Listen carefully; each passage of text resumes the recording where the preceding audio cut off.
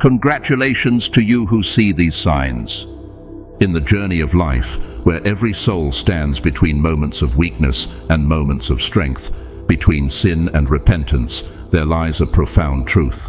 Allah's mercy is boundless. He does not abandon His servants even when they falter. Instead, He lovingly extends His guidance, gently leading us back to Him. Have you ever paused to reflect on whether you might already be walking the path of righteousness, even when you feel far from it? Today, we are about to uncover 5 profound signs that you may be among those chosen for righteousness, even if your journey has been marked by stumbles. These signs are not just a measure of where you are, but a testament to how much Allah loves and values you. The question is, can you recognize them within yourself? The Quran beautifully reminds us, indeed, Allah loves those who constantly turn to Him in repentance and loves those who purify themselves. Surah Al-Baqarah 2:22. This verse is a beacon of hope. It tells us that righteousness is not about never making mistakes. It's about constantly returning to Allah with humility, seeking His forgiveness, and striving to purify your heart. Before we dive into these signs, take a moment to reflect on Allah's mercy in your own life. Can you feel His presence in the moments you've struggled, yet found strength to rise again? Share your thoughts below. Send your blessings upon the Prophet Muhammad, peace and blessings be upon him, and subscribe to our channel. By doing so, you may inspire others to reflect on their own journey, and perhaps even recognize that they too are among the chosen. Are you ready to discover these powerful signs that may be hidden within you all along? Let's begin. Sign 1. Feeling genuine regret. Have you ever felt an overwhelming weight on your heart after committing a wrong action? It's not just guilt, it's something much deeper. That discomfort, that inner turmoil, is your soul speaking to you. It's a signal from Allah, a whisper reminding you that your actions have drifted from the path that pleases Him. But here's the beautiful truth. This feeling is not a sign of failure. It's a sign of life. A sign that your heart is still connected to Allah and capable of returning to Him. The Prophet Muhammad, peace and blessings be upon him, said, "Regret is repentance." Ibn Majah. Think about what this means. The simple act of feeling genuine regret for your actions is itself the beginning of your journey back to Allah. It's His way of showing you that your heart hasn't been hardened, that you are still among those He calls to Him. Allah reminds us in the Quran, "And those who, when they commit an immorality or wrong themselves, remember Allah and seek forgiveness for their sins. And who can forgive sins except Allah? And who do not persist in what they have done while they know." Surah Ali Imran 3:135. Regret is not a punishment, it's a gift. It's Allah's mercy manifesting in your heart, awakening you to the reality of your actions. It's a chance to turn back before the consequences of those actions consume you. Imagine a fire alarm going off in the middle of the night. Would you ignore it and stay in the building, or would you take immediate action to protect yourself? That's exactly what regret is for your soul, an alarm urging you to take action, to seek forgiveness, and to reconnect with Allah before it's too late. Picture this: a young woman once prayed 5 times a day without fail, finding comfort and strength in her prayers. But as life became busier, she began to skip one prayer, then another. Soon her routine dissolved entirely, and she felt herself drifting away. Yet one day, while sitting alone, she felt a deep ache in her heart, a sense of emptiness she couldn't shake. That feeling was regret. It was her heart's way of pulling her back to Allah, reminding her of what she had lost. She took that moment as a sign, performed wudu, and prayed for the first time in months, tears streaming down her face as she begged Allah to forgive her and help her return to Him. What about you? Have you ever felt a similar ache, a moment where you knew deep inside that something wasn't right? Did you act on it, or did you let it pass, hoping it would fade away? What if that feeling was Allah's way of telling you, "I have not forgotten you. I am still calling you back to me. Regret is not an ending, it's the beginning of a beautiful journey. The Quran reassures us. Say, O my servants who have transgressed against themselves, do not despair of the mercy of Allah. Indeed, Allah forgives all sins. Indeed, it is He who is the forgiving, the merciful. Surah Az-Zumar 39:53. If you've ever felt regret, don't suppress it, embrace it. Let it motivate you to seek forgiveness and to rebuild your relationship with Allah. Regret is proof that your heart is still alive, that you are still among those Allah has chosen to guide. The question is, will you answer His call? Will you let your regret lead you back to Him? The opportunity is yours. Seize it.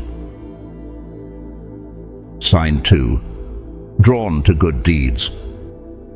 Have you ever found yourself unexpectedly drawn toward an act of worship, like opening the Quran, praying an extra prayer, or attending the mosque without prior intention? Perhaps it was a quiet evening, and something inside whispered for you to pick up the Quran and read just one verse.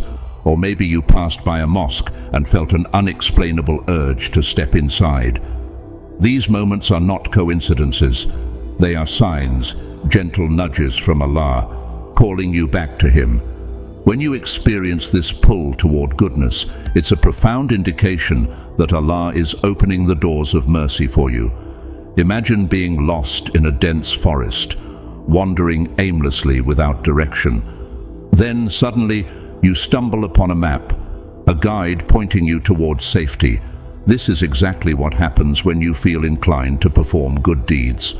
Allah, in His infinite mercy, is showing you the way to Him, reminding you that no matter how far you've strayed, the path back is always within reach. The Quran tells us, and those who strive for us, we will surely guide them to our ways. And indeed, Allah is with the doers of good. Surah Al-Ankabut 29:69. Every act of worship, no matter how small, is a gift from Allah. That moment when you feel the urge to pray, to give charity, or to recite even a single verse is not random. It's Allah actively guiding your heart, awakening you to His presence, and inviting you to draw closer. These moments are precious beyond measure because they represent Allah's love and care for you. Consider this: a man who rarely attended the mosque suddenly feels a strong desire to join the congregation for Fajr prayer. He wakes up earlier than usual, makes wudu, and arrives at the mosque just in time. As he prays, a sense of peace washes over him, and for the first time in a long time, he feels truly connected to Allah. This wasn't just an ordinary morning, it was a moment of divine intervention. Allah planted that desire in his heart as a means to guide him back. The Prophet Muhammad, peace and blessings be upon him, said, "When Allah wills good for a servant, He facilitates for him the doing of righteous deeds." Sahih al-Bukhari. Reflect on your own life. Have you experienced moments like these? Times when you felt an unexplained inclination toward a good deed? Perhaps you brushed it off, thinking it was insignificant, or maybe you embraced it and found your heart uplifted. Whatever the case, know that these moments are not to be taken lightly. They are Allah's way of showing you that He has not forgotten you, that His mercy is vast, and that He wants you to succeed.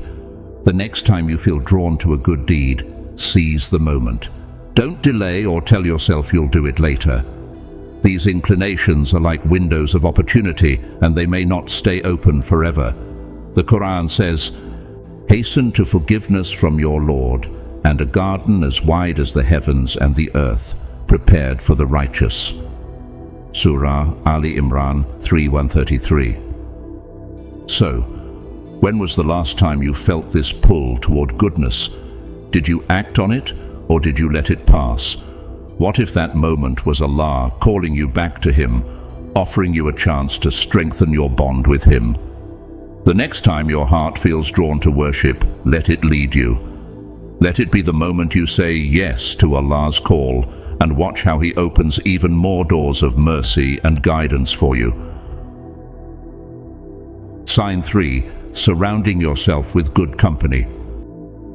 Have you ever met someone whose presence felt like a spark of light in your life? Perhaps their words resonated deeply within your heart, or their actions reminded you of what it means to live a life pleasing to Allah. Maybe you stumbled upon a lecture, video, or even a simple post that left a lasting impact on your soul. These moments are not mere coincidences.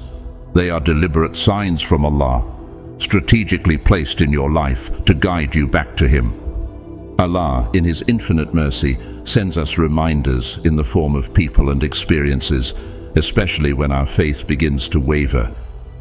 The Quran beautifully emphasizes the importance of staying close to those who bring us closer to Allah, and keep yourself patient with those who call upon their Lord in the morning and the evening, seeking His countenance, and let not your eyes pass beyond them, desiring adornments of the worldly life.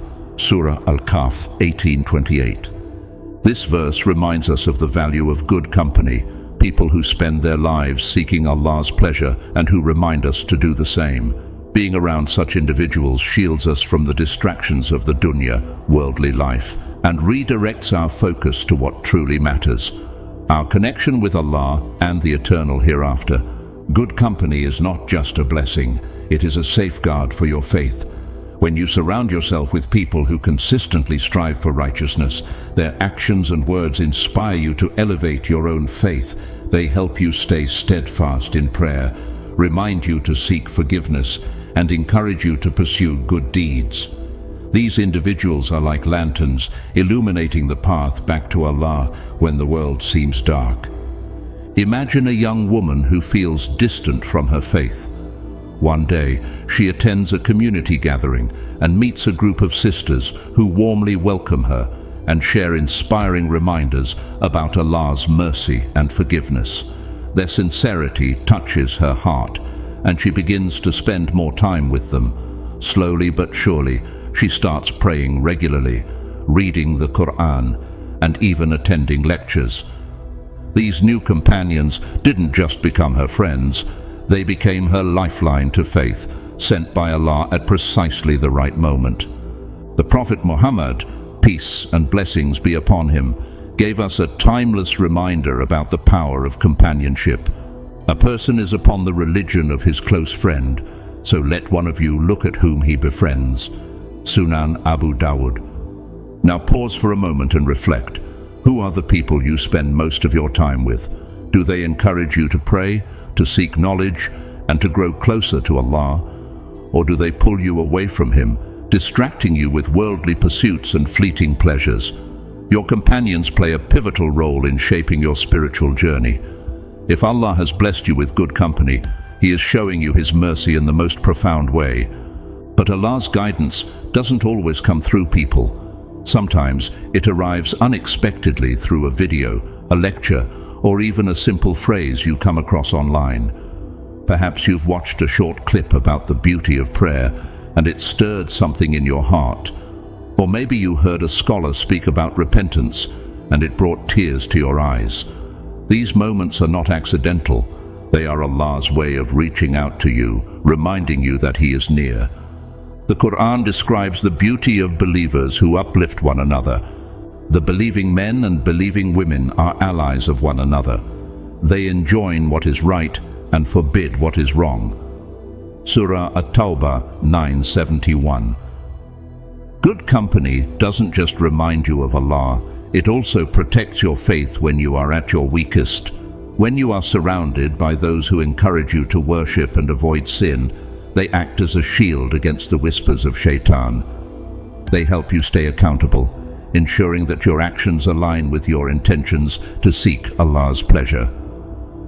Let's take a moment to reflect on your own life. Have you ever encountered someone or something that inspired you to turn back to Allah?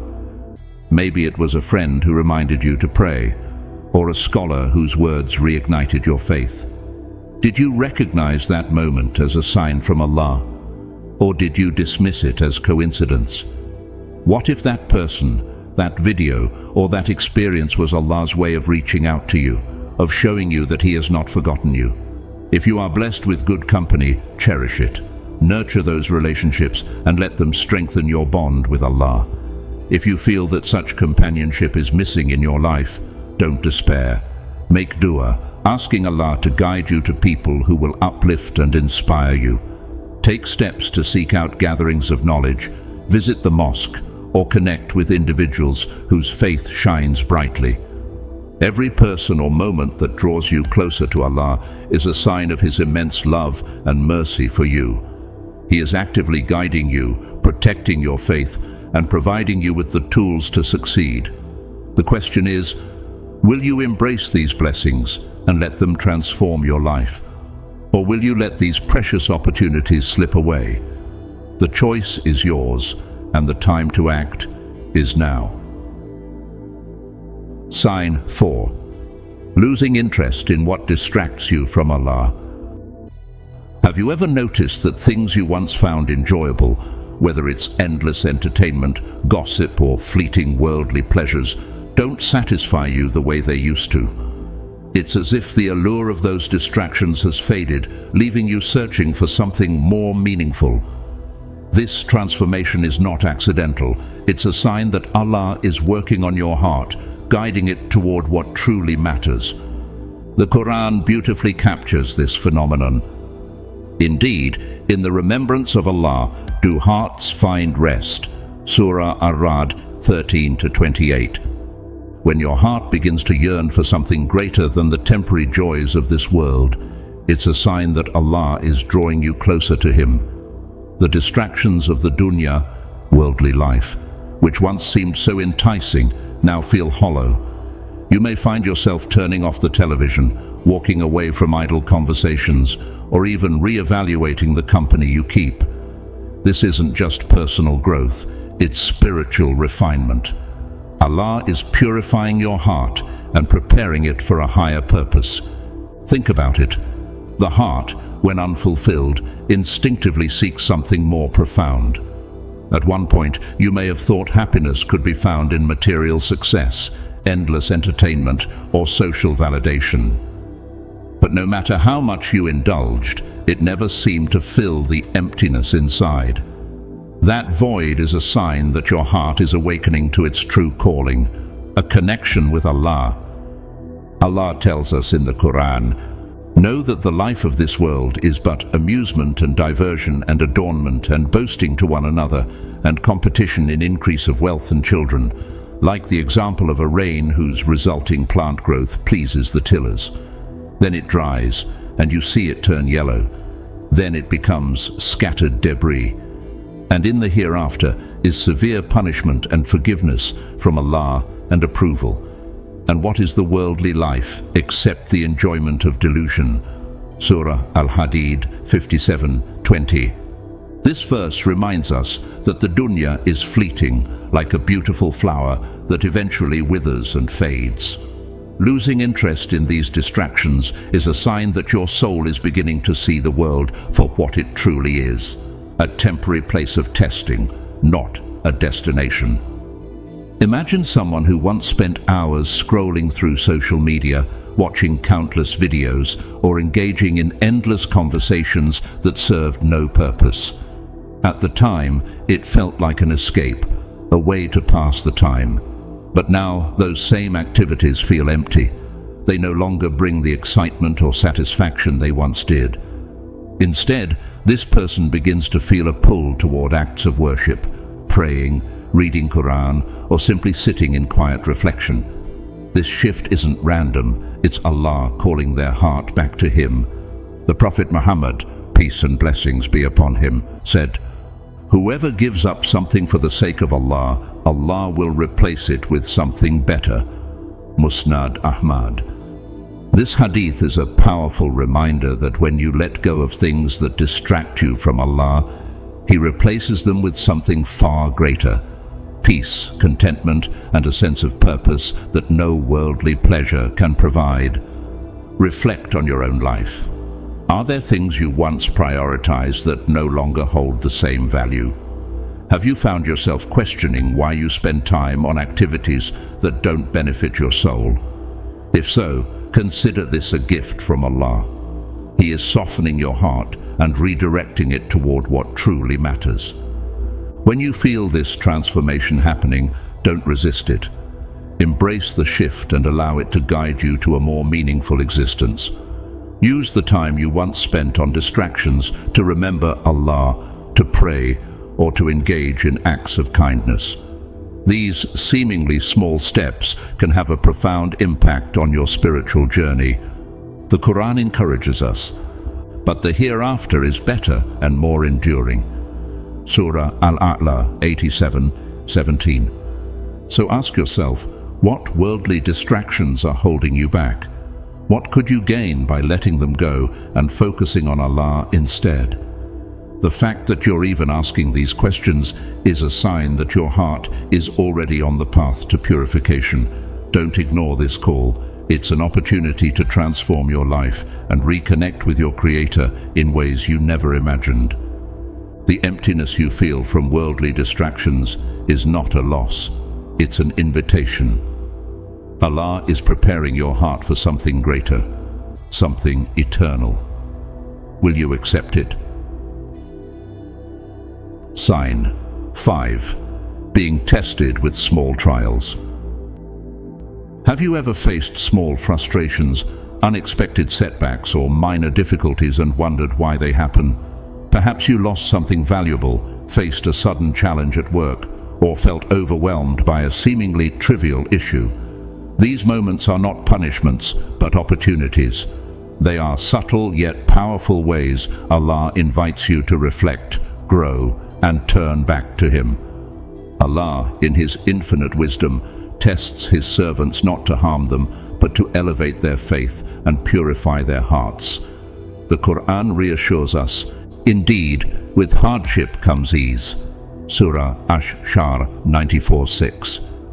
This verse is a reminder that every trial, no matter how small, is paired with a promise of relief. These tests are Allah's way of nurturing your soul, gently pushing you to rely on Him and recognize that He is the ultimate source of comfort and guidance. Trials, even the minor ones, serve as reminders that this world is not our final destination. They pull us away from complacency, reminding us of our dependence on Allah and our need to seek His help. Imagine walking a path that is slightly rocky. Each stone you step on may momentarily hurt, but it also makes you more mindful of where you are going, guiding you to tread carefully and stay focused. The Prophet Muhammad, peace and blessings be upon him, said, "No fatigue, nor disease, nor sorrow, nor sadness, nor hurt, nor distress befalls a Muslim, even if it were the prick he receives from a thorn, but that Allah expiates some of his sins for it." Sahih al-Bukhari. This hadith emphasizes that even the smallest inconvenience, like a thorn prick, serves a greater purpose in the life of a believer. Every trial, no matter how insignificant it may seem, is a chance to draw closer to Allah, to purify your heart, and to increase your rewards in the hereafter. Consider this example. A young man faces constant delays and frustrations during his daily commute. One day, after being stuck in traffic for hours, he feels an overwhelming urge to make dua, supplication, instead of complaining. As he calls upon Allah, he experiences a sense of calm and clarity that wasn't there before. What changed? It wasn't the traffic, it was his response to the test. The trial pushed him to remember Allah, and in doing so, he found peace. The Quran reminds us of Allah's closeness during these moments. "And when my servants ask you concerning me, indeed I am near. I respond to the invocation of the supplicant when he calls upon me." Surah Al-Baqarah 2:186. These small tests are Allah's way of calling you back to Him. When you face difficulties, big or small, and turn to Allah in dua, you strengthen your connection with Him. And the peace you feel after making dua is not just emotional relief. It's a sign that your bond with Allah is growing. It's a reflection of His mercy, showing you that He listens, understands, and answers. Reflect on your own life. Have you recently faced small challenges that made you pause and reflect? Did you use those moments to call upon Allah, or did you let them pass as mere inconveniences? What if those trials were specifically designed for you, not to burden you, but to awaken your heart and bring you closer to your Creator? The next time you encounter a small test, remember, it's not just a trial, it's an opportunity to turn to Allah, to seek His help, and to grow spiritually. Every frustration, every lost item, and every moment of discomfort is a reminder that Allah is near and that He wants you to succeed. The Quran says, Allah does not burden a soul beyond that it can bear. Surah Al-Baqarah 286. So, take comfort in knowing that whatever trial you face, no matter how small, is within your capacity to overcome. These tests are tailored for you, designed to help you grow and strengthen your relationship with Allah. Embrace them, respond with patience, and turn to Him in gratitude and prayer. Ask yourself, how can you use these trials to grow closer to Allah? What if each small difficulty is actually a divine opportunity to purify your heart and elevate your faith? When you recognize trials as signs of Allah's care for you, they no longer feel like burdens. They become blessings. Will you embrace them as such?